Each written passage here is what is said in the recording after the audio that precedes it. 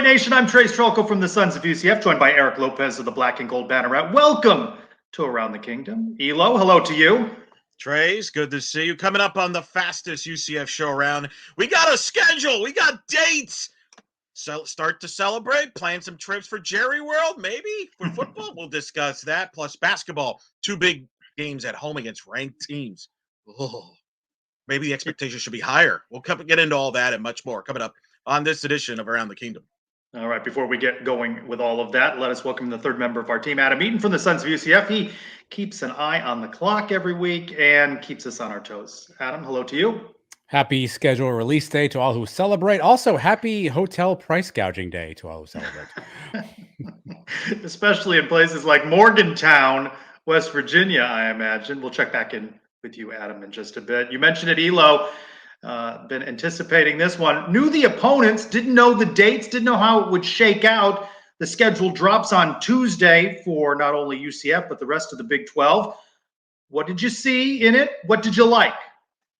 Well, I think what stood out, you got Colorado as your first Big 12 home game, followed by going to Florida. You talk about box office. You go Deion Sanders to Florida Gators in the next 2 weeks. You think the fans will be hyped that period? That's going to be amazing.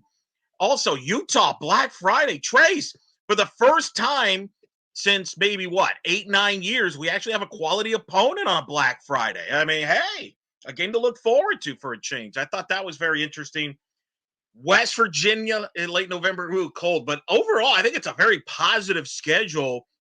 UCF only travels out of the state once between opening night and the middle of October going into that Cincinnati game. I think that's a favorable start for UCF to have a good chance to get off to a fast start. So I like the beginning of that schedule.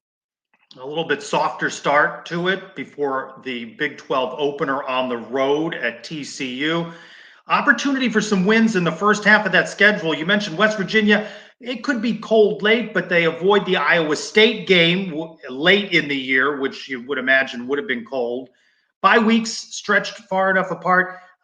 Challenging schedule, though, towards the end. There are winnable games on the schedule already, of course. We'll talk about this, raising expectations.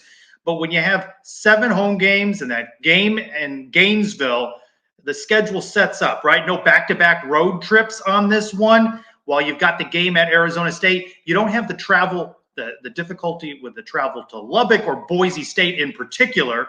So a little bit easier from a travel with just some fewer road games. It does set up nicely as a schedule. But what sticks out to you? One more positive. Maybe you want to float this? You're the guy who likes to write those game day articles. Maybe a game day, Colorado, UCF, possibly if both early on in the year. If both teams get off to a good start, hey, we can at least avoid FS1, right? Maybe we have actually broadcasters on set. You mentioned the Arizona State. I like the fact that it's in November, Trace. You know why? Because by putting Arizona State in November, it means you're not putting Iowa State in November and have 2 cold games in November. Instead, you get to go to Tempe. I know you're going to hit the golf course there. Nice. Not a golfer. Not a golfer. Maybe you're not a golfer. Since when? Like, get out of here. Not a golfer. What's wrong with you? But anyway, so I think that's a favorable thing. You mentioned Iowa State in October. I'll be honest. I wish Colorado, from a UCF fan standpoint, would be later in the season, because I don't think Deion in Colorado will be as good as the season goes on. Kind of like last year. Remember, they got off to the great start, got ranked, and then they kind of fell apart because they didn't have depth. I feel the same way about Colorado again. So it's tough to get them right off the bat. But from a TV box office, from a casual college football fan standpoint, bring it on. That is going to be a hot ticket. And, of course, the Florida game after that is amazing. I know some people maybe – are you bothered that UCF doesn't have the bye before the Florida game? Some people are bothered. I'm not. I personally like the bye week after TCU. I'm not bothered by that. If there's cause for concern here, Knights 4-2 at home last year, so the extra home game. Arizona is a tough game for the space game. Knights undefeated in that space game. They've had success in that Black Friday game. Utah, a very difficult game. It's not a schedule you see the Knights going 7-0 at home. They were 2-4 on the road last year. Can they do a little bit better on the road? Just the 5 road games, the one in Gainesville. Or you got to do really well at home to meet those expectations that fans have already, talking about perhaps contending for a conference championship. Who would that be? I don't know who you're talking about. Hey, look, Arizona, you mentioned that. Talented team, would have been a preseason favorite, but if Jed Fish, their head coach, left for Washington, Brennan's their new coach. That brings some question marks to Arizona. One thing that you mentioned is not a question, is the excitement. Hey, you got football schedule dates, it gets everybody excited. No different with this UCF schedule. You mentioned it. Pretty favorable from a home road standpoint, not as much travel. Trace, is it fair to say that this team is a conference championship contender based on this schedule? How many wins? I'm not backing off of this, Elo. I think Gus Malzahn has averaged 4 losses a season during his career, and you see some opportunity for losses on this schedule. We're going to go through with that way too early predictions here. I know fans aren't going to like this, but I see a loss in Gainesville. Prove me otherwise, UCF. What? Prove me. Hey, between at TCU, which had a bit of a down year last year, and you can't buy too much into that year to year with the way schools remake their rosters, UCF amongst all of them, right? But TCU and UF on the road, I struggle to see that those are both going to be wins on the road. I think they get the loss in Gainesville. And those two I mentioned earlier, Arizona, Utah, to me, those are losses. I don't know what the depth will look like, injury situation as the season wears along. I think the second half of this schedule is far more challenging than the first half. And I'm not ready to declare West Virginia this year's Texas Tech. I've made no guarantees in our way too early predictions, but I don't see him coming out of Morgantown with a win. So Wow. 8-4. I think the floor here is 6-6. I could see 9-3. I don't see a 10-2 on this schedule. I settle in at 8-4 with improvement year over year, their second year in the Big 12. I think 8-4 is the floor. I think that's a minimum. I think it'd be disappointing if they're not more. Florida, that Billy Napier might not even be employed for the post game of that UCF game if UCF beats Florida. That's a big game. If UCF loses that game, there's not going to be a lot of fans happy. But here's what I will say. West Virginia, Iowa State, 2 tricky road games. I think you split those 2 road games. Utah, Arizona, if you split those 2 home games, that's 2 losses right there. I kind of like them the rest of the way. I think 9-3, 10-2, you're in the mix for the conference title game. Maybe you slip through the back door. I'm not saying they should be, if it's conference title or bust, but I do think 8 to 10 wins is realistic with this roster, with KJ Jefferson, who's won at the Swamp, with this offense returning. I think 8 to 10 wins is more than realistic and fair expectations with this team. With this schedule, Trace, we may not get a favorable schedule like this from a travel or opponent standpoint the rest of this decade in the Big 12. They've got to win how many games on the road in order to accomplish that? You have them losing maybe West Virginia, Iowa State. You've got them 4-1 on the road, Elo. Maybe 5-2 TCU at a home. wild card game. TCU is a wild card game, to your point, because we don't know what we're going to get from TCU. Well, floor and ceiling debate is going to go on all the way the rest of the year on this one, Elo. We've been talking about coaching changes. We discussed it last week with the change at offensive coordinator, defensive coordinator, some more changes over the last week. And I thought it was interesting. Our friend Christian Simmons, Night Sports Now, Pegasus Podcast, showing some concern about the coaching changes. Maybe some of the moves seem desperate. I do have to laugh at our fans, though. Ernie Sims no longer linebackers coach, and it's as if though our fans know that he was scapegoated for the problems at linebacker. You don't know what the personnel decisions, the conversations, the fit, the chemistry between Coach Malzahn and his coaches. Hey, if he makes no moves, will fans not be upset that he has done nothing, that he has brought back the same people in the same roles after a 6-6 season and a bowl loss? So I think in this situation, Gus Malzahn is darned if he does and darned if he doesn't. He addressed this in his presser, right, where he said he takes responsibility. The 6-6 finished the 6-7 with a bowl loss, not acceptable. I think he made changes. What more do you want him to do? Do nothing? He's trying to work the portal, and you've seen what he's done in the recruiting class. He, on paper, right, going into the season, is trying to better this program year over year. I agree. Now, whether you disagree with the moves is one thing, but I agree. I thought that was a fascinating presser from Gus, where he was pretty open and honest and said, yeah, last year was unacceptable. I'm used to winning. That was my first losing season. It clearly bothered him, Trace, last year, that season. He felt there should have been more. Can't say disagree. I think you would think as a fan base, you kind of relate to that. You kind of be excited about that. a lot of people were saying, hey, bring in an experienced defensive coach, help out Addison Williams. He kind of did that.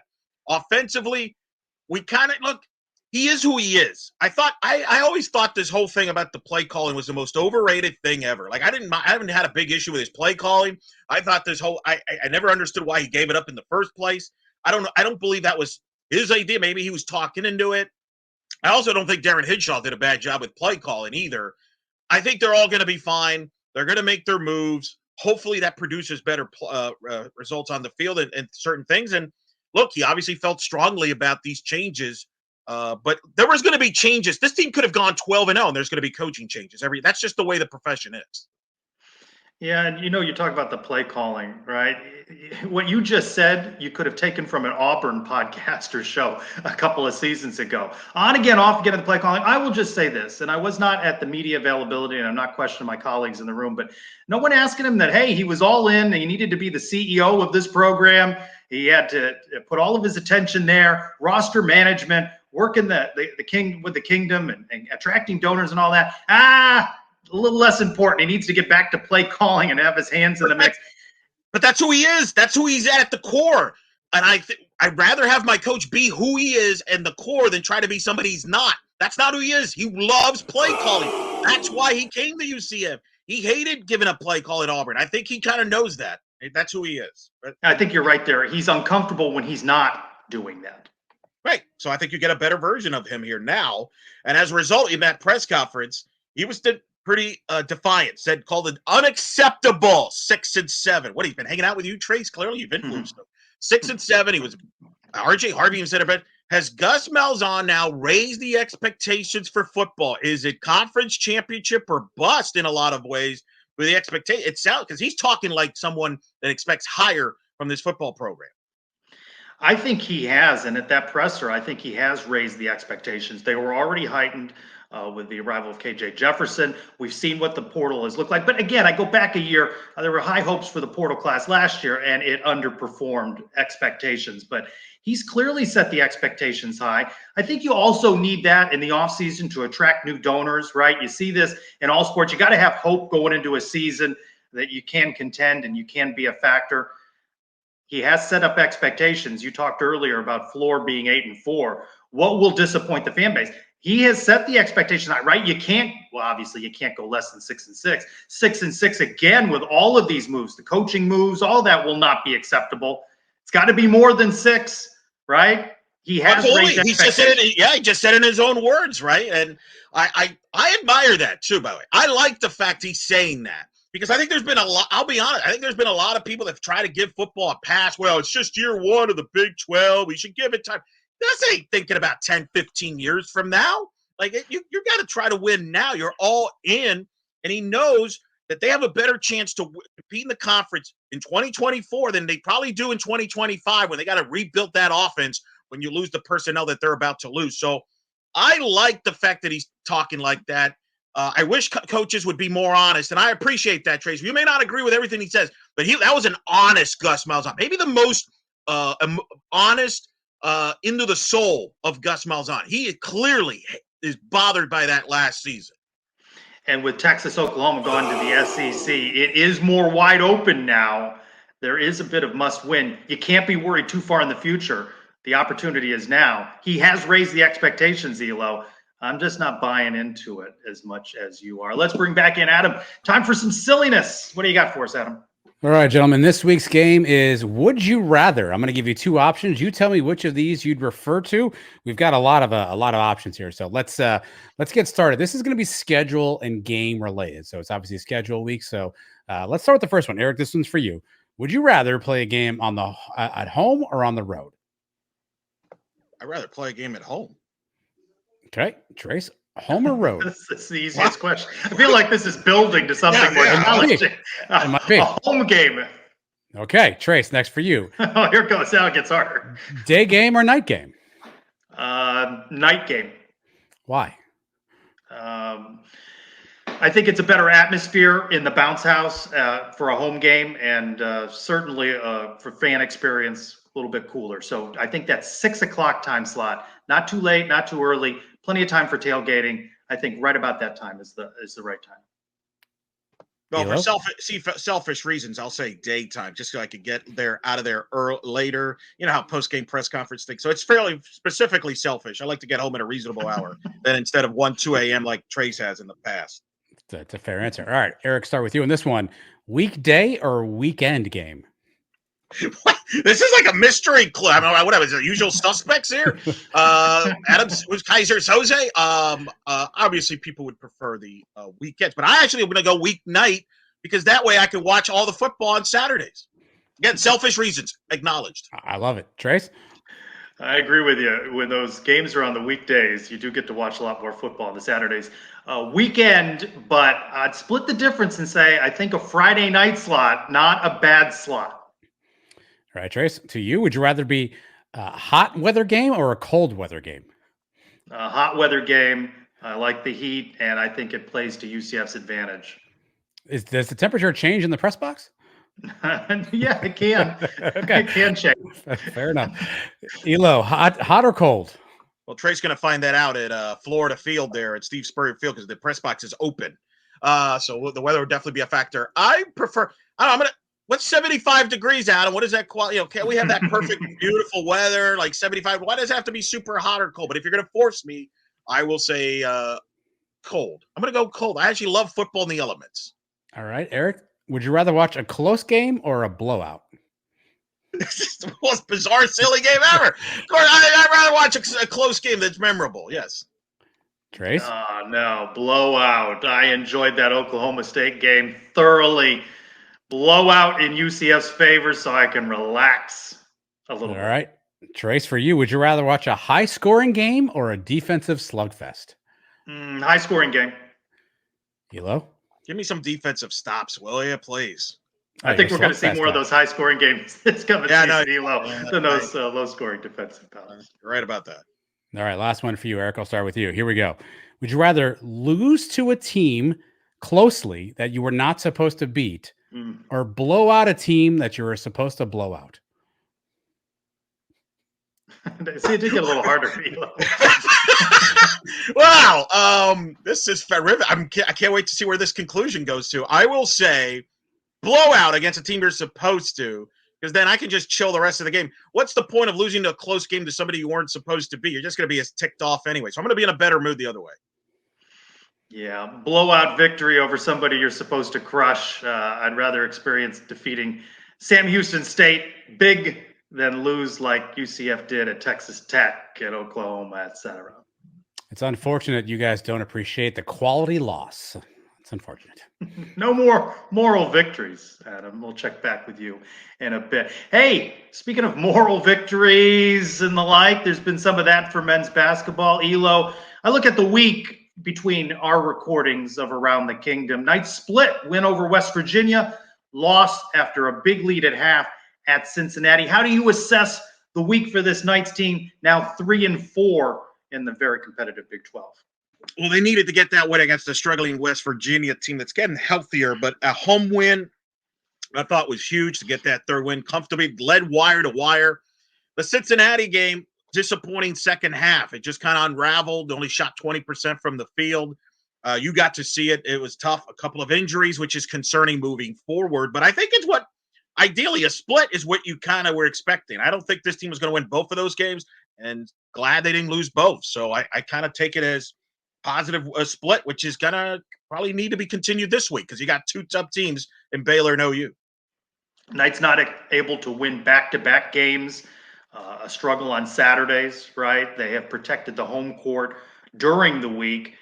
Pair of ranked opponents coming up with Baylor and Oklahoma in a stretch of ranked opponents. Johnny Dawkins has always prided himself on the defensive play of his teams. Hey, look at the scores, right, from these last two games. And you see UCF still struggling to score points. Ben Hazel on Sons of UCF Live saying if they could hit 70, right, and they get 72 in the win over West Virginia, they fall short of even hitting 60 at Cincinnati. Still not enough offense. Defense is going to keep them in games, but offense is what's going to be the difference maker for them winning or losing these games, especially on the road. I just don't know if they have enough offense, and certainly can they stay healthy now? You got questions CJ Walker. We don't know what his status will be moving forward. Shamari Allen did not play in the Cincinnati game, got hurt in the West Virginia game. That stings a little bit. You're almost asking a lot of Jalen Sellers. And, of course, Darius Johnson going through some personal things there with the passing of his grandmother. So it's tough. It's a gauntlet. There's no gimmies in this league. And this offense comes and goes, and you just hope for the best from an offensive standpoint, I think, to have a shot to knock off some of these teams. Yeah, and I want to revisit something. We've been doing this a little bit of fun. Johnny versus Gus, now tied at 3 wins each. But if you look at it, Gus won 1/3 of his conference games, right? 3 and 6 in league play. So the equivalent there for Johnny is 6 wins. 6 wins. So it's not going to just be defeat Gus, straight up on that. So tough week. I think each week, if we're talking split, you're going to be happy with where you are at the end of the season. I don't know how they get the split this week, though. Well, the split's going to be they're going to have to contain this Baylor offense that's explosive. They got to play a half-court game against Baylor, win the boards. And then Oklahoma, it's a similar thing. Oklahoma shoots a lot of threes. They've been struggling lately. Play defense, finish in the rim, win the paint in the paint, and maybe get a splitter. And you keep trugging there at 4 and 5, getting close to your 6-win number now. Now we're raising. You're moving the goalpost, Trace. You know who you are. You're one of those people they like to keep moving the goalposts, like columnist Dolly Drama. Yes, on Sons of UCF, great column there talking about Johnny Dawkins. Great start, 3 and 4, but yet, why can't we be more? Why can't we have higher expectations? Trace, your reaction to Dolly's column. I love Dolly, and of course, I love his writing on sonsofUCF.com. But he threw you in there, a column that continues to come up on message boards and in conversation. You writing we don't appreciate the job Johnny Dawkins has done enough. I did laugh at this column that, celebrate Johnny for defeating Canton, but what have you done for me lately? It's always that, and then the little barb in there about maybe we're seeing a little bit more fire from Johnny Dawkins in a contract. Like this guy, as storied as he's been in the sport of basketball, like he's coaching differently in a contract year. I think this 2017 football continues to alter the landscape across all sports. There's this expectation that you saw it during play out in the fall with volleyball when they struggled against tough opponents. You got to win everything all the time to satisfy a portion of the fan base. And I think it is still that. Well, now, are we going to say this if Johnny is 3 and 15 at the end of this campaign and the Knights never win, don't win another game? No, I'm not saying that, but they've acquitted themselves pretty well so far in a difficult transition from the American to the Big 12. I appreciate the column shout out there. They put the link in there, Dolly, next time. Get me my link in my column there. Give me some clicks. Here's what I don't get. This program has won one NCAA tournament game in its history. One. By the way, the women's has only won one as well. There's no track record for history for this either basketball programs. And yet, we're judging them. We think they should be right at the level of football, which has accomplished way more and has way more resources. I don't understand that logic. I never have. This is the Big 12. I'm the most gauntlet, toughest conference in college basketball by far. I don't care who you have as the coach. You're going to struggle to win there unless you pick up the support around the program. And again, I wrote in that column, my whole point is this has been going on for a long time. We're talking 15, 20 years. And I got news for you. Johnny Dawkins is not stressing about coaching for his job. Johnny Dawkins doesn't need UCF. UCF needs Johnny Dawkins. Don't believe me? Ask Bill Self. And I had to laugh. It was such an interesting contrast noted by many that Gus Malzahn needed to take a helicopter ride from East Orlando to Sanford and some other high schools, while UCF flew commercial to Cincinnati, spent Saturday night in Cincinnati, flew back on Sunday. Nothing speaks about the contrast between football and basketball on the UCF campus than that one, Elo. Let's talk about our prop bets. You swept me in the prop bets this last week. Nailed that attendance, baby. You did nail the attendance. You went over 8,500, 88-82 against West Virginia. You nailed that one. And Knights turnovers, over-under was 13.5. How about that? 14. Elo, you went with the over 14. You got it. You lead me 4-3. Pair of them this week. Baylor at UCF. Who scores more is this week's prop bet. Interesting choice in this one. Is it UCF's Jalen Sellers or Baylor's Jacoby Walter? Yeah, I wanted to bring this up because Jacoby Walter might be the best NBA prospect in the Big 12. Probably will be the first player from the Big 12 to get drafted on NBA draft night. He's averaged about 15 a game. For UCF to have a shot against Baylor, Jalen Sellers, I think, has to outperform or cancel out Jacoby Walter. If Jacoby Walter outscores Sellers, I think it could be a tough night for UCF. I'm going to go with Jacoby Walter. I'm going to go with him. I think he will have more points than Jalen Sellers. Hopefully I'm wrong, but I'm really fascinated to see how Coach Dawkins and UCF defend Jacoby Walter. Baylor, what was it? Double overtime, triple overtime? TCU, lost to TCU the other day. Yeah. I'll go opposite you, though. I do have concerns. Jalen Sellers has been battling some nagging lower back issues throughout the season, as he's had to carry this team at times on his shoulders. But I will put my faith in Jalen. All right, Oklahoma and this game with Baylor, the two games at home this week. Which draws more, Elo? I am so fascinated by this because Baylor's the bigger basketball brand. They've won a national title under head coach Scott Drew recently. But Oklahoma, you might argue, is the bigger overall brand when it comes to college athletics. Plus, it's a Saturday. I'm going to go Oklahoma draws a bigger crowd because it's a Saturday and it's a bigger brand, even though Baylor's the bigger basketball brand. I think the weeknight game, I think the students are more dialed in during the week. I think they'll be strong. Now, I don't think either of these games is a sellout, right? And UCF certainly hasn't announced that. I think that 4 o'clock time slot on Saturday holds that Oklahoma game. So I'll go with Baylor in that one. We did the draft preseason. Fans, you audience, you still lead because you got Kansas and Texas, and we didn't pick those, right, Elo? We did not pick those. Where's your chart board? I missed your board. You're like, I expect you to have the chart with all our picks. Wow, it shrunk. What, did you cut the budget down? You got a budget cut? Like you went from a chart to a notepad? Like, what happened here, Trey? Who's got anybody this week? Do we have the audience? No, but I picked up the win with West Virginia. And I felt pretty confident. I tell you, I felt confident up 39-27 at half over Cincinnati because that was the other one that I had. Should have been a 2-0 week for me, Elo. But I am on the board this week. Me and Adam are not on the board yet. I kind of lost to BYU. Adam's picks are like he went backloaded. He backloaded the schedule. He wants to see how everybody does first before he makes his pick. So his at Oklahoma State pick looks big. Looks big good right there. All right, let's bring back in Adam. Share a little knowledge with us. Correct anything we may have gotten wrong. All right, gentlemen. Talking schedule. Here's a couple of fun facts. The teams UCF plays this year combined 68 and 79 last season. Only 5 of those teams had winning records. Trace, you're scared of Arizona. Little fun fact there. Elo mentioned this. Jed Fish left. 19 transfers left with him. Many of them went to Washington, so that'll be a different team next year. You talked about transfer portal. 50% of the 2023 portal will not be with UCF this season. That's 9 of 18. Various reasons, graduation, some guys leaving as well. UCF basketball 71 in the net ranking right now. They are 2-5 in quad 1 games. They have 2 quad 1 games coming up here with Baylor and Oklahoma, so they have a chance to make some noise maybe.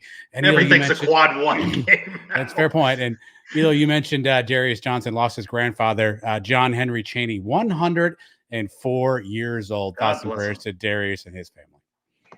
God bless him. 104. That's going to be all right. Thank you, Adam. One more thing before we go. Hey, Elo, couple of interesting Big 12 scheduling nuggets. Brett McMurphy sharing that because of previous scheduling contracts, Baylor at Utah and Arizona at Kansas State, those are non-conference games, not Big 12 contests this year. And Kansas is renovating its stadium. UCF fans who made that trek out there know that it is much needed. UCF will be playing Lindenwood and UNLV at Children's Mercy Park. That is the home to Sporting Kansas City of MLS, but they're Big 12 home games. TCU, Houston, Iowa State, and Colorado. Arrowhead Stadium, home of the AFC Championship. Why couldn't UCF play at Kansas at Arrowhead? That would have been a cool experience to watch a game at Arrowhead. By the way, what's Lindenwood? Have you ever heard of Lindenwood? Yeah, it's an FCS program. Jeez. It's a scrimmage. That's great. But interesting that those are at the soccer stadium. So two completely different experiences, a smaller venue and then the huge venue of the Kansas City Chiefs. Look for new episodes midweek, every week on the Sons of UCF YouTube channel. We drop them into the podcast feed for you audio listeners. We thank Adam. And for Eric Lopez, I'm Trace Trylko. Thank you, everyone, for joining us for this week's Around the Kingdom.